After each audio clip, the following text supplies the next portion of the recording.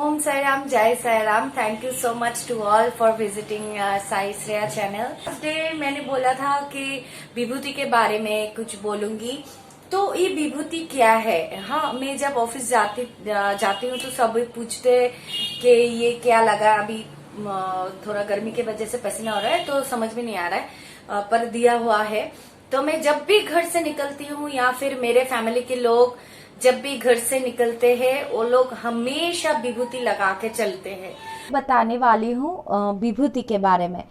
तो विभूति के बारे में जो पहले मैं बोलना चाहती हूँ, विभूति एक चमत्कारी से साईं बाबा की गिफ्ट है। बाबा की तरफ से हम सारे लोगों को लाइक जैसे 11 वचन एक गिफ्ट है बाबा की तरफ से, वैसे विभूति भी बाबा की तरफ से एक गिफ्ट है हमारे कल्याण के लिए। तो ये विभूति कहाँ से आई, किसको मैं बोल रही हूँ विभूति, यही क्वेश्चन मार्क आ रहा है ना। जो विभूति जो है ये एक्चुअली बाबा जब जिंदा थे तब बाबा ने एक धुनी रमाई थी अपनी द्वारका माई के आंगन में। धुनी मतलब एक काट जलाए थे ताकि जो पाप, जो जितने भी पाप है, दुख है, विपदा है लोगों की जिंदगी में, वो वहाँ के जल के भस्म हो जाए। हाँ, इसीलिए बाबा जब जिंदा थे तब वहाँ पे धुनी रमाए थे। वो धुनी अभी जो लोग अभी तक शिरडी नहीं गए होंगे या फिर बाबा को जानते नहीं, मैं आपको बता दूँ, वो धुनी आज तक एज इट इज़ जल रहा है द्वारका माई के आंगन में।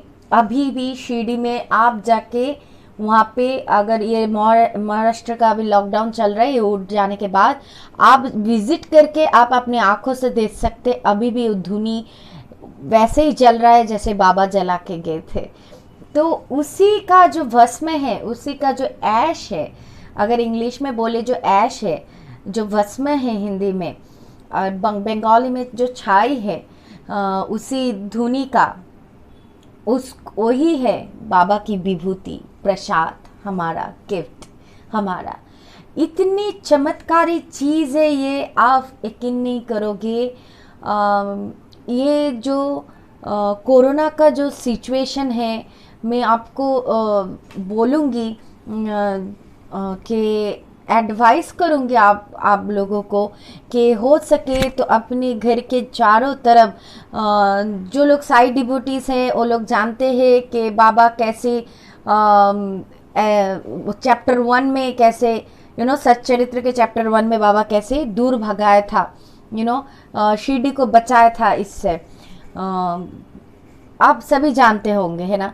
तो मैं इसीलिए बोल रही हूँ कि अगर हो सके तो आपके घर की बाउंड्री में जितना एरिया है आपका घर का, आटे में विभूति मिला के चारों तरफ आप दे देना। घर के चारों तरफ आप अगर दे दोगे ना, वायरस नहीं आ पाएगा, इतनी शक्ति है विभूति में। अगर विभूति नहीं मिले, आप जहाँ रहते हो सामने कोई भी मंदिर ना हो, आपको विभूति ना मिले, तो आप मुझसे भी बोल सकते हैं, मैं आपको भेज सकती हूँ। और नहीं तो बहुत सारे चैनल से में आप लोग जानते होंगे कितने सारे चैनल है साई के ऊपर, किसी को भी आप शायद कांटेक्ट कर सकते हैं और विभूति आपको मिल सकते हैं। तो विभूति अगर नहीं हो, फिर भी अगर आपको ना मिले, तो मैं इतना बोलूंगी, जो धूप का जो ये ऐश होता है ना, देखिए अगरबत्ती जल रहा है, जो अभी देखिए जो अभी अगरबत्ती जल रहा है, यहाँ पे जो गिरा हुआ है ये सारे एशेस है ना, इसको भी आप एज विभूति काम मतलब एज विभूति बाबा को याद करते हुए, वो एज अ विभूति, अगर आप विभूति के जैसे अगर कहीं भी आपका कोई भी तकलीफ हो, आप अगर अप्लाई करेंगे, वो विभूति जैसा ही काम करते हैं, आप यकीन मानिए। वैसे सच्चरित्र में भी है कि विभूति नहीं था उस वक्त नाना शायद चांदोरकर के पास, तो उन्होंने तो मिट्टी से, मतलब नीचे से, रास्ते से धूल उठा के उसको विभूति जैसा विभूति, बाबा के विभूति के माफिक ऐसा करके बाबा का नाम स्मरण करके लगा दिया था अपने स्त्री के माथे पे, ताकि जो यूरोपियन जो व्यक्ति है उसकी बेटी की दर्द कम हो जाए। उसी वक्त से उसकी बेटी की दर्द कम होने लगी। तो कोरोना से तो ये बचा के रखेगा। अभी भी मेरी और मेरी फैमिली को बाबा ने बचा के रखा है कोरोना से, अभी भी। क्योंकि हम जब भी निकलते हैं बाबा की शरण करते हैं कि बाबा मेरे साथ चलो, मेरे साथ आओ। मैं ऑफिस में जाती हूँ तो बाबा आज का काम आप संभालो, मेरे साथ ऑफिस आ जाओ, ये बोल के मैं निकलती हूँ और बाबा आते हैं, बाबा मेरे संग संग जाते हैं। ऐसे बाबा को आप कहीं भी जाइए, बाबा को बोलिए, विभूति लगाइए और निकलिए, फिर कुछ नहीं होगा। बाबा हमेशा आपका साथ रहेगा। आप बाबा को इनवाइट करके जाना कि मेरे साथ चलो बाबा। और एक बात, अगर आप नहाने के बाद लेना भूल भी गए तो जरूर और जरूर बाहर जाने के पहले जरूर लगा लेना। और इसका मतलब ये नहीं कि कोरोना से बाबा एकदम विभूति बचा के रखेगा, ऐसा कुछ नहीं। क्योंकि मेरे बाबा बहुत प्रैक्टिकल है। अगर जैसे कि आप मास्क नहीं पहने है ना, डिस्टेंस मेंटेन नहीं किया, भीड़ वाले एरिया में विदाउट मास्क चले गए, हाँ, अगर आप लापरवाही की, उसमें बाबा की क्या गलती है? आप बोलिए, आप वापस से मुड़ के बाबा को दोष मत देना कि बाबा के लिए कुछ हुआ है। नहीं, बाबा को आप लगा के तो जाओगे विभूति, ठीक है, पर आपको सावधान भी रहना होगा कि मास्क पहनना है, मास्क नहीं। हाँ, पता है गर्मी है, बहुत कष्ट होता है मास्क पहनने में, बट अब अभी क्या करें, सेकेंड स्ट्रेन जो आया है खतरनाक है। अगर बचना है तो विभूति तो लगाना ही है, मास्क भी पहनना है। क्योंकि बाबा बहुत ज्यादा प्रैक्टिकल थे। बाबा ऐसे नहीं बोल देते थे कुछ भी, बट बाबा बहुत ज्यादा प्रैक्टिकल है।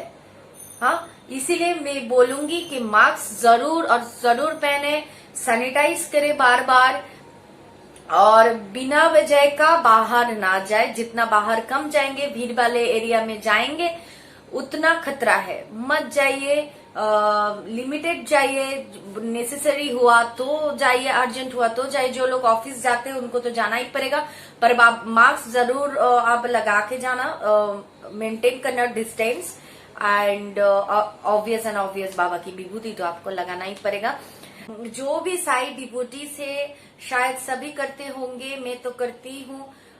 नहाने के बाद जो पानी में घोल के विभूति, थोड़ा सा पानी में घोल के, या फिर अगरबत्ती का जो ऐश हमें मिलता है, छाई जो जल जाने के बाद पड़ा रहता है, उनको अगर बाबा के नाम करके भी पानी में डाल के आप पी लोगे तो बहुत अच्छा है, और माथे में लगा लोगे तो बहुत अच्छा है नहाने के बाद।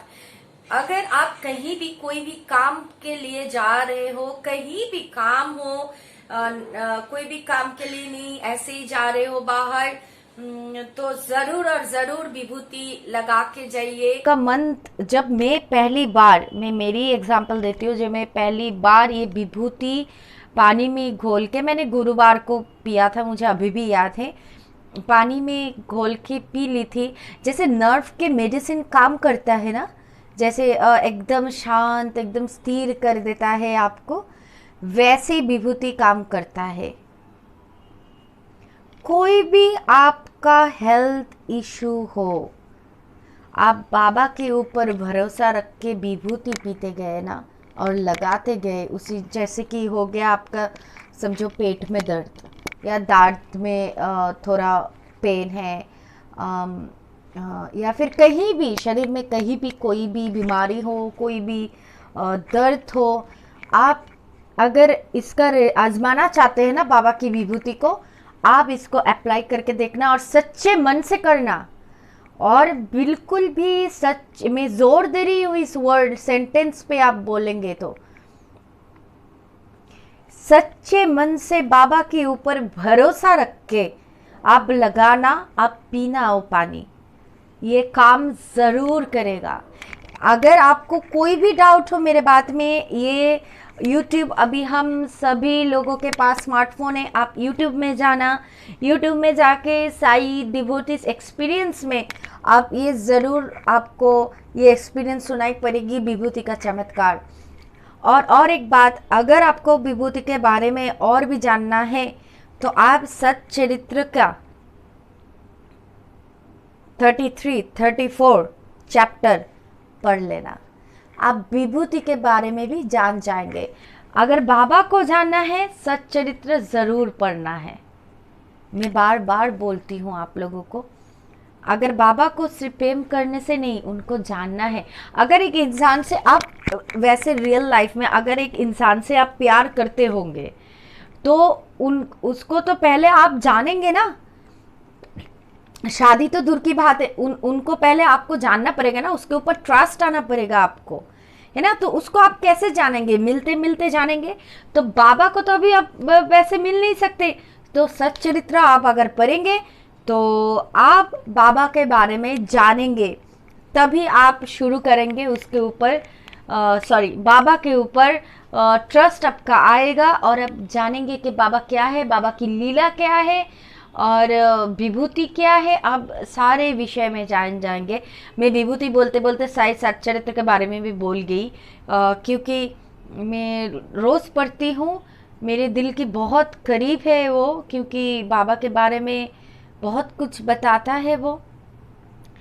मेरा ये भी बोलना है कि हम लोग कुछ भी होते हैं ना, फटाक से ऐसे हम लोग एलोपैथी मेडिसिन ले लेते हैं, पर आपको जानना पड़ेगा कि मेडिसिन में बहुत सारे साइड इफेक्ट्स आते हैं। वो कम तो कर देगा इंस्टेंटली, बट बहुत ज्यादा साइड इफेक्ट्स रहते हैं, उनको ज्यादा इंटेक मत कीजिए। उससे अच्छा है बाबा के मंदिर जाइए, विभूति लाइए, या फिर अगरबत्ती की जो एशेस है, छाई है, उसको आप पानी में घोल के पिए और बाबा के नाम करते हुए पिए।